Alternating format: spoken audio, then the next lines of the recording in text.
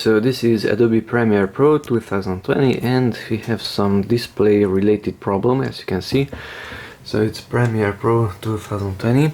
If I click on the play button, then it's updated, so the timeline is visible. But there's another problem. If I click, let's say, there to the middle, the position of the playhead is not updated, it's still there. If I click on play, then it jumps to that position. Once again, I clicked here, and only if I click on play, then it's jumping there.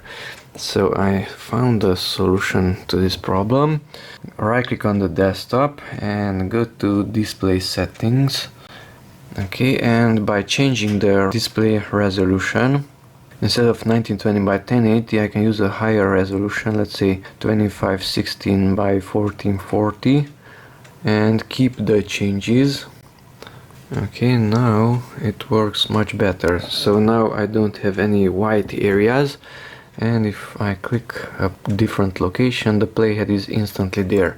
I can use a higher resolution also. Display settings, let's say the maximum 3840, keep the changes. That one also works fine, as you can see. But if I use 1920 by 1080, for some reason it's not working.